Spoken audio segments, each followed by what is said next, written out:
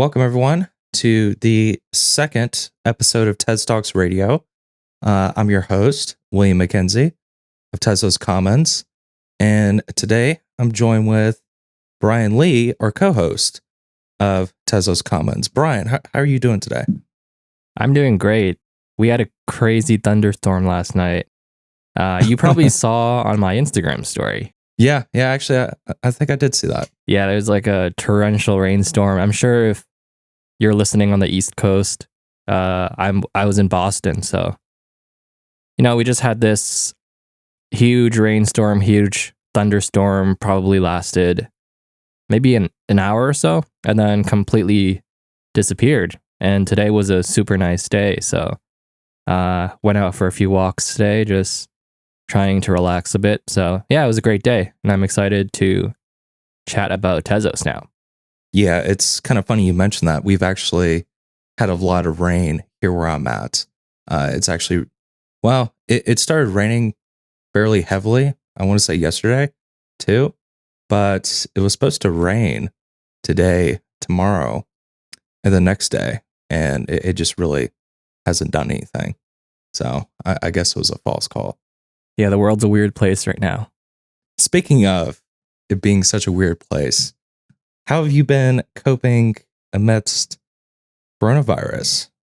I don't know, man. Like every day just feels like the same. I really don't know what to say about it. I think things are starting to relax a bit, which, at least in the States, I don't know if that's really a good idea at the moment. It seems like we haven't really flattened the curve yet, as they say. Right. And just walking around town today, I didn't really see that many people with face masks on, even though I believe Massachusetts required it.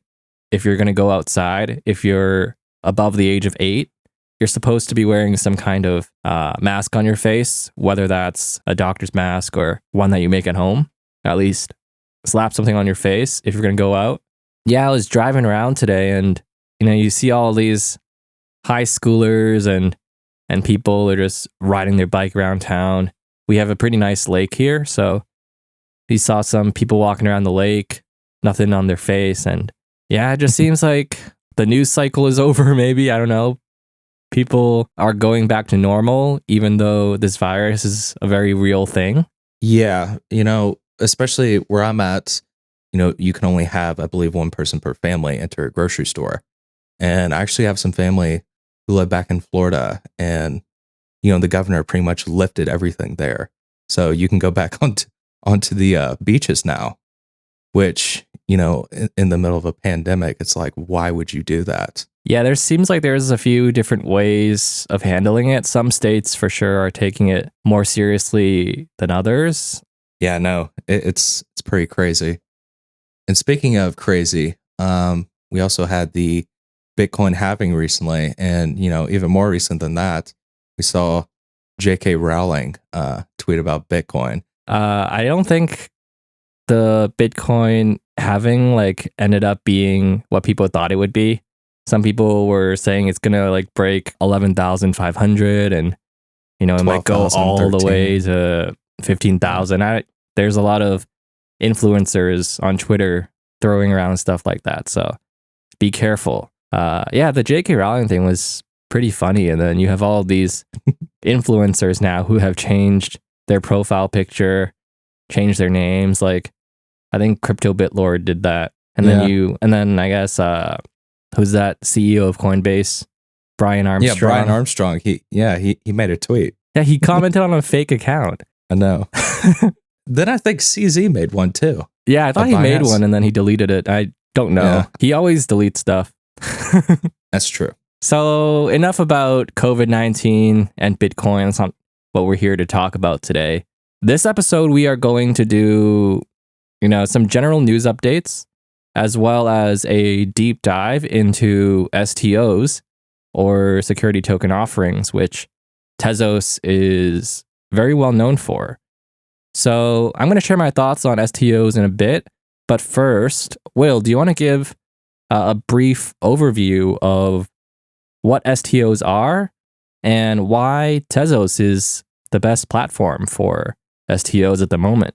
Sure. So we've seen all these numbers, thrown around. There's going to be $1 billion tokenized on the Tezos blockchain here. You have $1 billion there. You have $643 million there. And it's a lot of money. So you look at Tezos, and the curious observer will ask himself, why is everyone wanting to, issue and conduct their STOs on Tezos? I think it really boils down to the value proposition that Tezos offers. To go further in depth on that, there's 3 focal points. Within Tezos, there's institutional grade smart contracts, since Tezos utilizes formal verification, which, simply put, it's a process that proves the mathematical correctness of the code.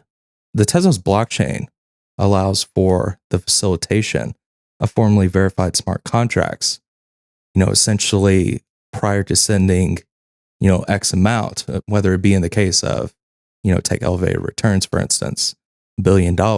Prior to sending that $1 billion over the blockchain, one can run a formal test to simulate the transaction and ensure that it executes smoothly. So this kind of prevents that, whole whoops, $1 billion. Sorry, There it my goes. bad, guys. There it goes. I screwed up. This kind of prevents that. When we look at other chains too, they make a big deal out of this because they also allow formal verification. So why does Tezos make an even bigger deal? Well, it's because Tezos aims to be a high security and high value chain. And they want to make these practices, really rigorous and, having a high amount of safety being key practices. So in other words, formal verification within Tezos is kind of a cultural thing. And that's really what they strive to do. The other point is secure custody. Within the Tezos client software, it includes a formally verified multi-signature contract.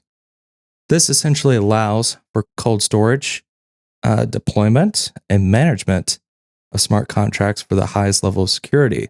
When aiming to be a highly complex and high value chain like Tezos, this is very crucial in storing and deploying large amounts of capital over the blockchain. Yeah, you don't want to screw around with a hot wallet somewhere just on your desktop, If you're dealing with millions or even billions, or in some people's case, even if they have $100 worth of Bitcoin, they're going to want to put it on a cold wallet. Anything that is on the internet connected to a network is susceptible to attack. As someone who is in charge of capital, you want to reduce the vector of attack as much as possible. So very important to be able to interact with the chain through a cold storage. Just going off on that, the last note, and probably, one of the most important, is upgradability.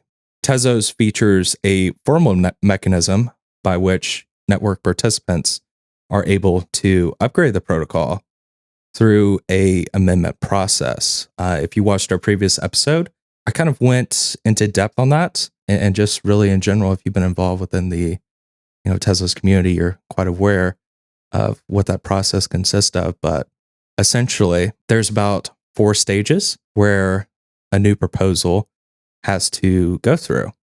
And upon successful completion of those 4 stages decided upon by token holder voting, it eventually gets passed and implemented into the protocol. We see things like ZK Snarks, which, is actually supposed to be within the next proposed protocol amendment. Essentially, any of the newest features or tech that emerges within the space, they can be effectively ported onto the Tezos protocol within this amendment process.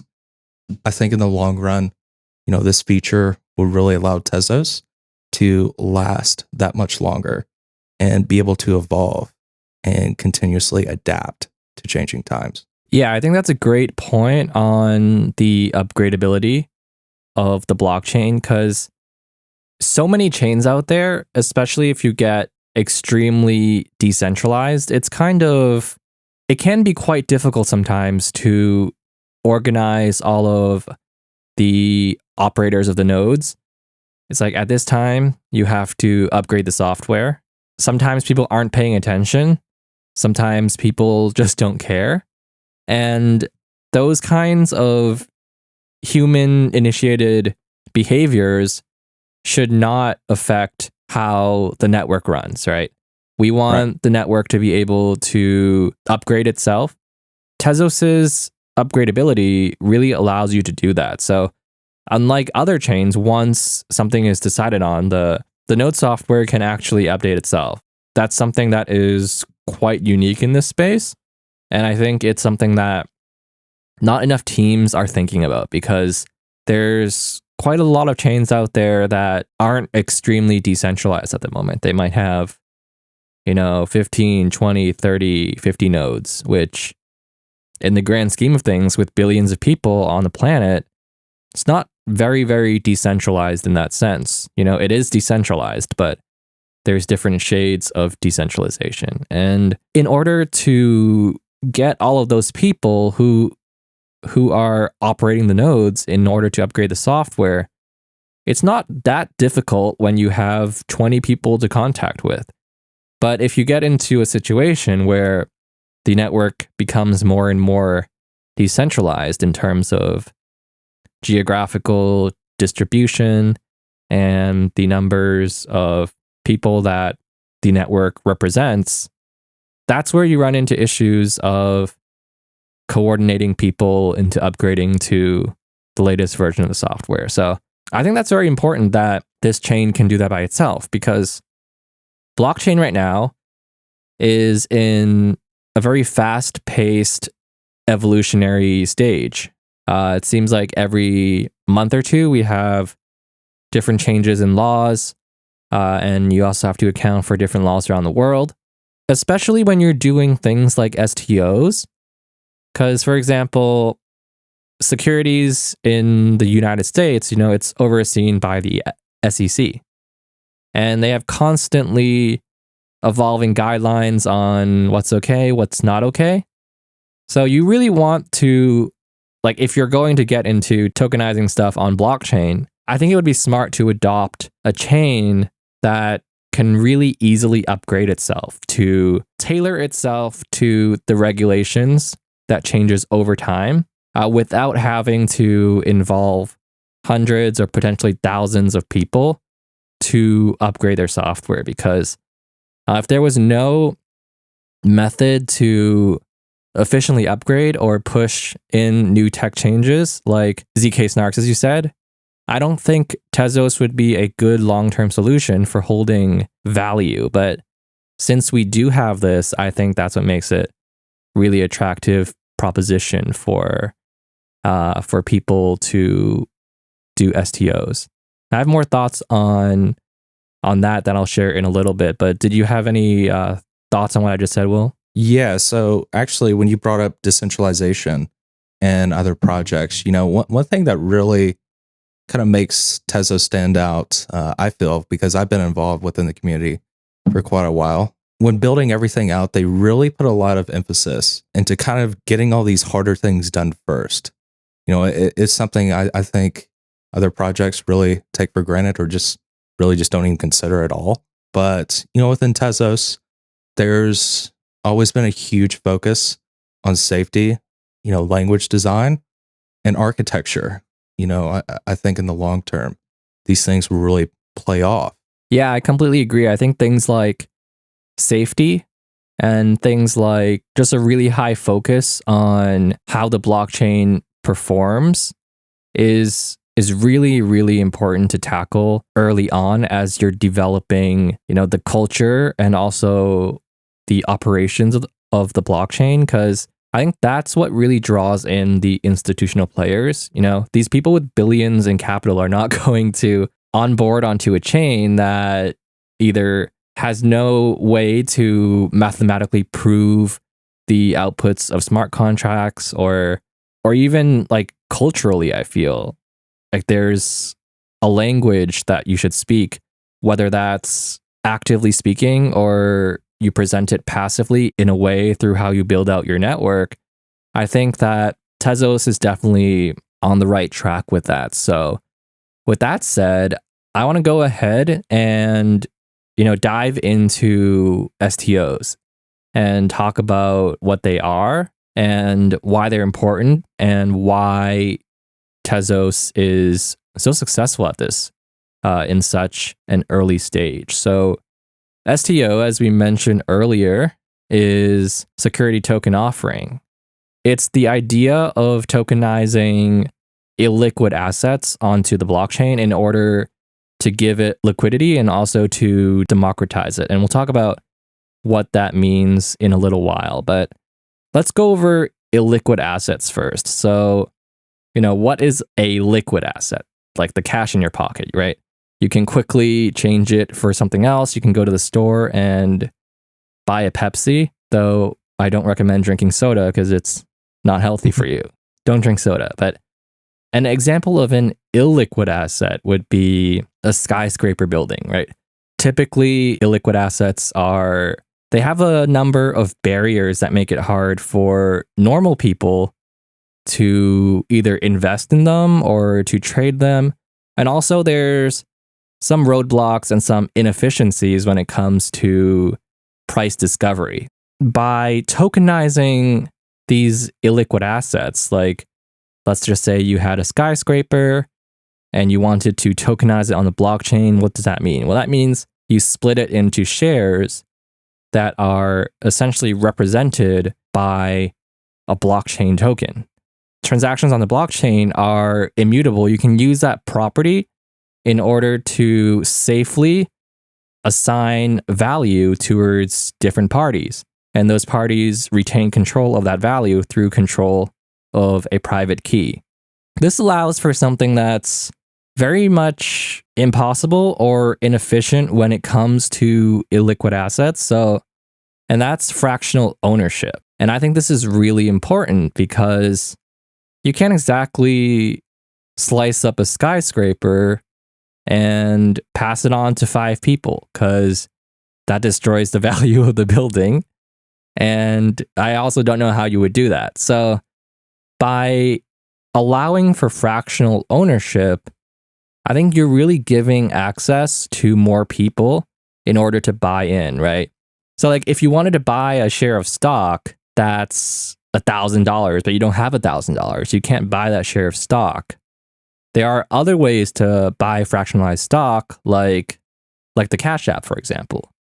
You can log into the Cash App. This podcast is not sponsored by Cash App, by the way. But if you log into Cash App, you can buy a fraction of Apple stock. Let's take that as an example. That's really important because it allows for more participants in the market and it allows for more capital to flow into the company, perhaps, because you suddenly have a lot more people that are able to invest in the company and help the price get discovered. When we're talking about illiquid assets, it's not just illiquid on the financial side.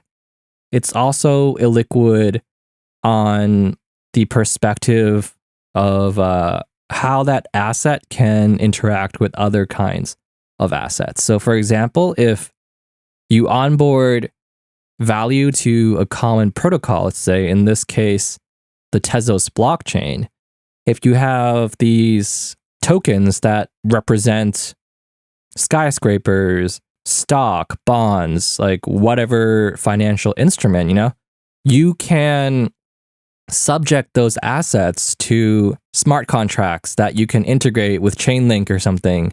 Like if you wanted to execute a transfer of a tokenized security based on some sort of real world data feed in a decentralized fashion, you can't do that without onboarding the asset onto the blockchain first. And if you want to do that in a decentralized fashion, you really need to have decentralized oracles, which is why I also think the integration with Chainlink is a pretty big deal.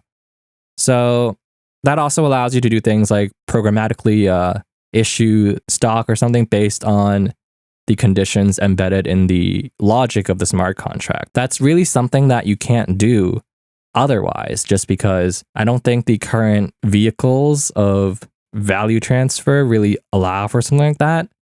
And if it did, I think the administrative costs would be quite high because none of that is put into a smart contract. I think another interesting feature, with STOs, specifically real estate, which has been notoriously difficult, is actually being able to be paid dividends as token holders. These dividends that you would get paid out will actually be derived from real value. Like you brought up, Brian, like the skyscraper, for instance, rather than being given a bunch of speculative tokens or, having some imaginary value that is, just based on an infinite burning supply. I think over the long term, if STOs really pop off, it would really make a few people start to think, like, why would they want to just hold all this surplus of cash within a bank account and, earn these notoriously low interest rates, which, I can't really think of more than a few that are over 1%. It'll really make them think, why would they do that just to earn that low interest on their, dollars when they can transfer it to something like real estate and essentially have the same liquidity as those dollars. Yeah, I think that's a really great point. I didn't even think about it from necessarily an investment perspective. But that's really interesting because when you onboard previously illiquid assets onto the blockchain, and like we said, skyscrapers, but this would also apply for things like luxury art, which is notoriously reserved for the rich, let's just say, right? Because, you have to go to an auction house, and how do you even get invited to that auction house, right? You need to know someone. There's like social norms involved that you have to spend years trying to build up relationships with various other rich people in order to get invited to a room with other rich people to bid on art. If that could be tokenized onto a blockchain, which we've seen some examples of just in the recent year or two, it is picking up steam.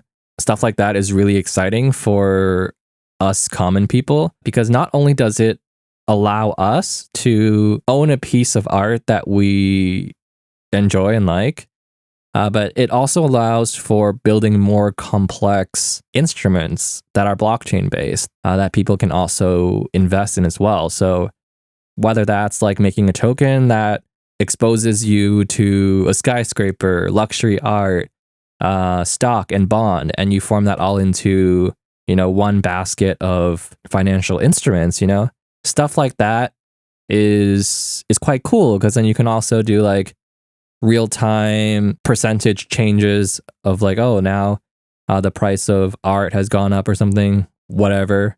And then you have a data feed that the smart contract is listening to, and then it automatically readjusts the exposure. There's all these kinds of really cool investment instruments that something like STOs really allow for. And like you said, I think it could become quite an attractive proposition for investors if STOs become a fabric of our world where it's common for people who own real estate, to onboard that value onto a chain that can be collectively owned by many people around the world.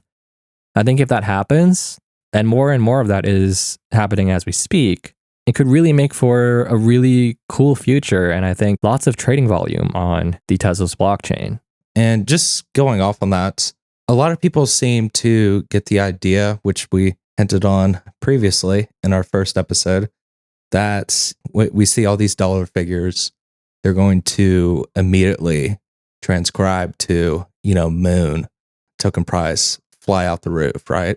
But the STO stage, specifically with real estate, is definitely at a very early adoption level. And actually, I believe around late February, I interviewed Ryan Lackey of the Tezos Foundation, and he shared a few thoughts on exactly where he sees the current level of infrastructure and regulatory processes at the present time. So I'll just go ahead and read off some of his quotes. In terms of infrastructure and regulatory process, it's still pretty early days for the STO market, but there's a lot of interest on both the issuer side and by other financial intermediaries and regulators in doing it well. Some jurisdictions, Thailand, Singapore, UK, are moving pretty quickly. Thailand has great regulations and a very forward-thinking regulator. Singapore, as always, is very business-focused and has been revising regulations, including a new Payment Services Act, based on the needs of both the market and consumer protection. And the UK has been very good at running a sandbox, allowing experimentation in lower total value deals. There are also a lot of ways to make STOs work under existing regulations, and countries with a history of favorable regulations toward business have a obvious lead in doing STOs, but there's also a potential for countries with a less developed financial industry to leapfrog by adopting the best regulations globally. Infrastructure is also evolving. There are some important early players like Securitize and T0 who are continuing to evolve, and newer entrants like Tokensoft, Fundament, and Globacap.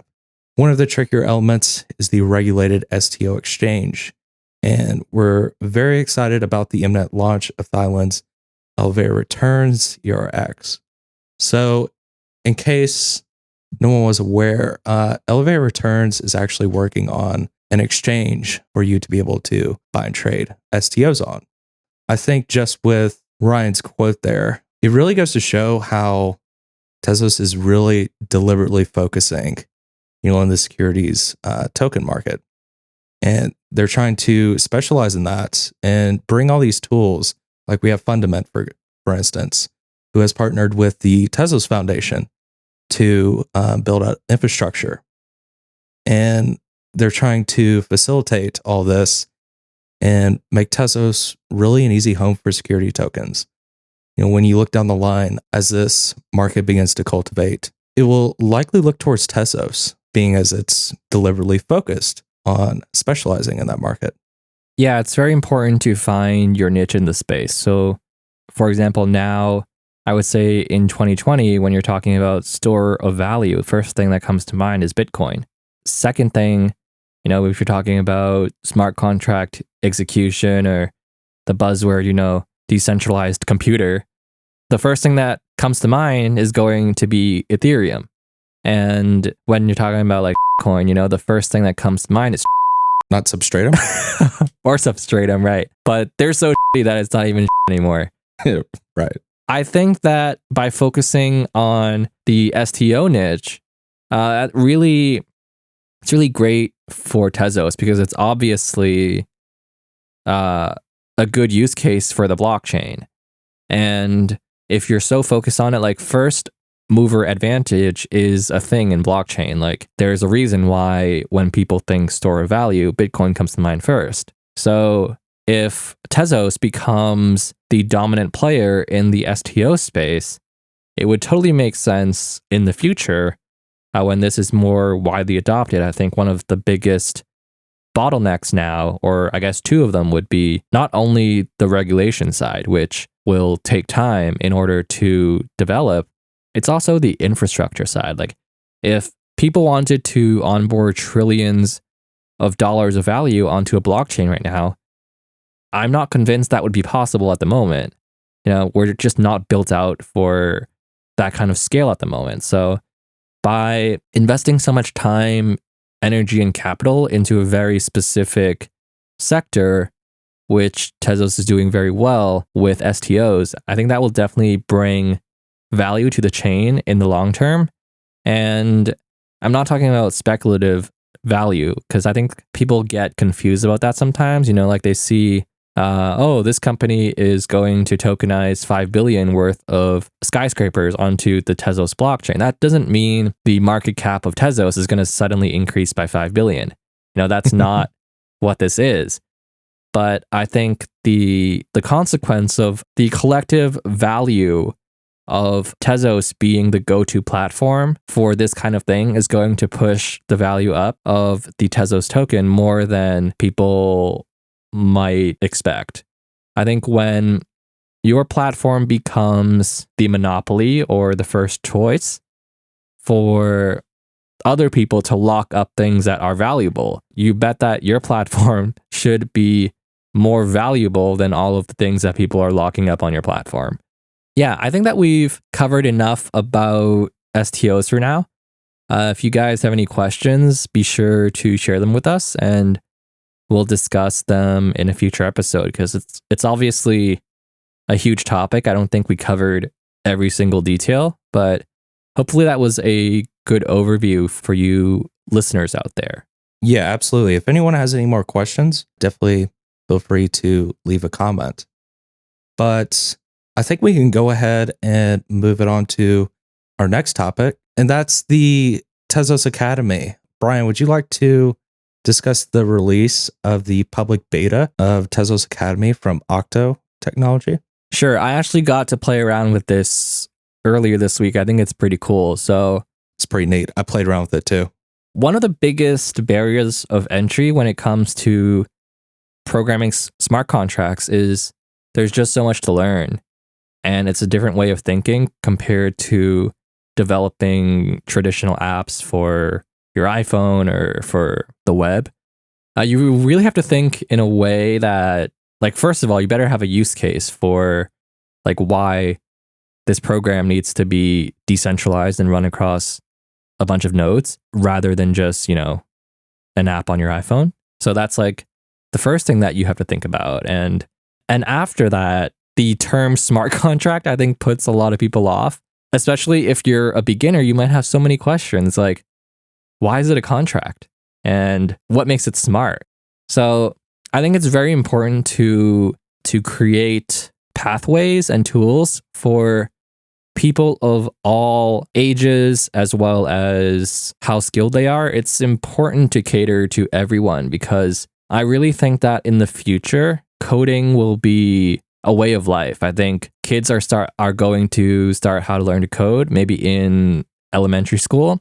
Not only are they going to go to English class, math class, they're going to go to a computer science class because, quite frankly, like 15 years from now, if you don't know how to code, I think you're putting yourself in a slight disadvantage compared to people who are going to be well versed in that area. So by lowering the barrier of entry, and this is exactly what this academy is aiming to do, they have essentially distilled the process of writing a smart contract on Tezos into a game. And this game involves spacecrafts and commanders, and the user interface looks quite cool. It looks very easy to relate with. It feels like just playing a game on your Nintendo Switch or something. It's that kind of vibe. Yeah, that's very important. And it teaches you how to write smart contracts in a high level language called LIGO or LIGO. LIGO. Which is a high level language as opposed to the Michelson programming language, which is what LIGO eventually compiles to. It's much more difficult to write in Michelson just because I think the way the syntax is set up and the way that you have to functionally think about it is quite different from what beginner coders are capable of and are interested to do. So by having a language like LIGO, which I believe is similar to Pascal, it's pretty cool because as a beginner, you're going to want to learn a language that I guess has more abstractions and essentially has a syntax that's easier to understand. For example, in LIGO, if you want to declare a string or something, declare a variable, the syntax to do that is a lot more simpler than what you would have to do in Mickelson. And I think that's pretty cool that Tezos is both focused on the super technical people as well as new incoming people who right now might not be extremely skilled at coding, but they have a high level of interest, and perhaps with practice in a year or two, they might be very valuable to the community and also the ecosystem. So, we want to be all inclusive, and we want to allow and onboard as many people as possible. You never know who's going to be a star in the future, I think. Yeah, absolutely. Just going off on that a little bit, developer education is definitely super important. Like Brian, I actually had a chance to play around with Tezos Academy. I think Octo Technology did a really good job with this. Yeah, super cool game. We'll definitely link it in the description below. So I think everyone should go ahead and check it out. Like, you might not think that you would enjoy writing a smart contract on your weekend, but you never know. It might become your new hobby. The next topic that we want to cover is the ENVITED Ecosystem. Do you want to take a look at that, Will? Sure. So recently I had the chance to jump on a call with Carlo Van Driesten of BMW Group and kind of just really detailed what all is being worked on there, because for quite some time I've been seeing a lot of questions on this, particularly stemming from the fact that there's not a whole lot of information in regards to it. But it's a very interesting project that Carlo is working on. And I think to clarify a few things, it's not just all these big names. There's quite a few big names associated with this, such as BMW, Audi, Porsche, Daimler, and many others. What's your dream car, Will? My dream car? Yeah. Lambo. Lambo. I'm just kidding. Honestly, I'm not too into the expensive taste. I would really like probably an Audi A8 or a BMW 550i. I don't know where you're from, but I think I would consider that to be expensive. Well, I mean, like, you compare it to a Lambo. Right. That's obviously a massive gap. Lambo is only for crypto influencers who shill Bybit referral links. I think I'm also like you. I don't really want a Lambo or a Ferrari, but I think, a Porsche 911 would be pretty cool for me. Not really like super expensive, but I think I would like to drive that. Continue with what you were saying. Anyways, what I was trying to say is you see all these big names, but it's not like this is something that is just coming officially, if that makes any sense. What this essentially is, the ENVITED Ecosystem, it is comprising of all these, large automotive manufacturers. And there's a work group, and this work group is kind of this collective that is focused on defining a methodology for standard-based and machine-based proof of validation for autonomous driving functions. I think a good way to really explain what all is going on here is to first look at automated driving. When we look at automated driving, it requires standards that all car manufacturers must adhere to. These implemented standards require certification from the appropriate entities.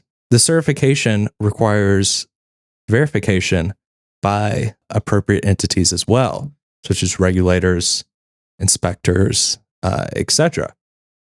So it's really a long road to develop out these standards, and it's very difficult to make use of these testing environments to build out these standards, have them certified in a public setting, since there's so many different things that you have to account for, such as, somebody flying right in front of you, when you're making a turn. There's just numerous amounts of obstacles that can arise in this real world setting. So due to the number of possibilities, these standards, the development of them, need to make use of a virtual environment, which when you combine this work group collective, it makes sense to have all these automotive manufacturers working together as opposed to, just having, say, BMW working on it themselves, because you need things like map data, you need things like traffic data, and, you have all these other companies working alongside within this collective that can provide this information and allow this ecosystem to be able to move at a greater pace than it would just, say, having BMW working on it. Yeah, I think it's really important to have standards, whether those are open standards or just internal standards within the industry that are designed by a consortium of manufacturers. I think that's really important because accidents and things like that, those things aren't exclusive to a certain brand of car. It's not only Lambos that are going to be crashed because crypto people don't know how to drive. Any car is going to crash, and there are a bunch of different car companies now looking into autonomous driving that, I think it's about time to seriously consider standards for something like that. Right. And like I was saying previously, the development of these autonomous driving functions, they need to account for, upwards of millions of pieces of information.